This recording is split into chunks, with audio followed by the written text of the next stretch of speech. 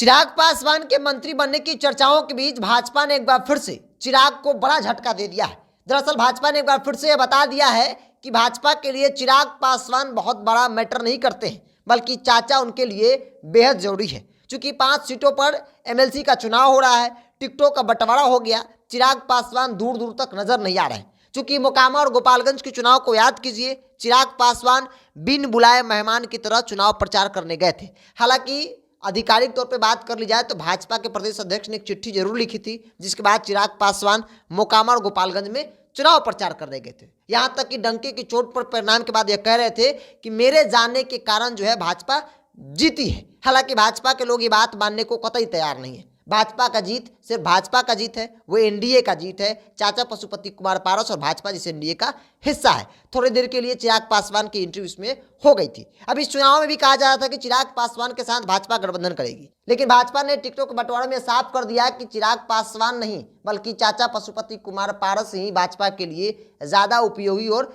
जरूरी है। क्योंकि 5 सीटों पर एमएलसी का चुनाव हो रहा है, सारण, गया, कोसी और सारण क्षेत्र पर। सारण में उपचुनाव भी हो रहे हैं शिक्षक स्नातक क्षेत्र को लेकर, जिसमें 4 सीटों पर भाजपा चुनाव लड़ रही है और 1 सीट केंद्रीय मंत्री और रालोसपा प्रमुख चिराग पासवान के चाचा पशुपति कुमार पारस की पार्टी को दी गई है। यानी कि अब यहीं पे साफ हो जाता है जो कयास लगाए जा रहे थे कि आने वाले दिनों में चिराग पासवान एनडीए का हिस्सा होंगे और चाचा पशुपति कुमार पारस जो है वो एनडीए से आउट होंगे, या फिर उनकी पार्टी का विलय भाजपा में हो जाएगी। तो इन तमाम कयासों पर पूर्णविराम लग चुका है। क्योंकि भाजपा ने इससे पहले भी यह प्रूफ कर दिया है कि चिराग पासवान असली वारिस नहीं है लोजपा के, रामविलास पासवान के। अगर असली वारिस कोई है तो केंद्रीय मंत्री पशुपति कुमार पारस है, जो स्वर्गीय रामविलास पासवान के छोटे भाई हैं। और यह समय समय पर भाजपा प्रूफ करती रहती है।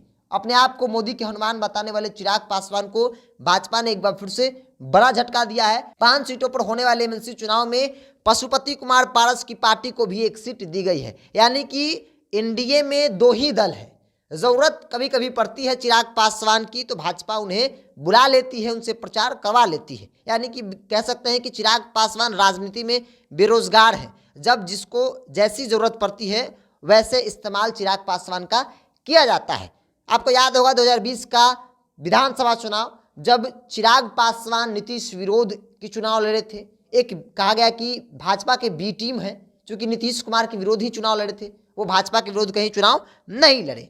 उसके बाद जब एमएलसी के चुनाव हुए तो वो तेजस्वी यादव के विरोध चुनाव नहीं लड़े थे, वो जेडीयू के खिलाफ चुनाव लड़े थे। तो ऐसे कई बातें हैं जिसको आधार बनाकर कहा जाता है कि चिराग पासवान राजनीति के बेरोजगार नेता है। जब जिसको जैसी जरूरत पड़ती है वैसे इस्तेमाल कर लेता है लोग। भाजपा भी समय समय पर इस्तेमाल करती है, लेकिन जब बात आती है गठबंधन की, सीटों के बंटवारा की, तो चिराग पासवान तो कोसों दूर दिखाई तक नहीं देते हैं। और इस बात का प्रमाण है कि 5 सीटों पर होने वाले एमएलसी चुनाव में 1 सीट चाचा की पार्टी को तो मिली है और 4 सीट खुद भाजपा चुनाव लड़ रही है, लेकिन चिराग पासवान के साथ गठबंधन तक नहीं होता है। तो अपने आप में एक बड़ा सवाल है चिराग पासवान को लेकर। लगातार इन दिनों कहा जा रहा था कि चिराग पासवान केंद्रीय मंत्री बनेंगे, भाजपा के साथ गठबंधन होगा, लोकसभा चुनाव में नीतीश कुमार के विरुद्ध एक मजबूत चेहरा होंगे जो नीतीश कुमार को हर सीट पर हराएंगे। लेकिन भाजपा समय समय पर चिराग पासवान को आईना जरूर दिखाती रहती है।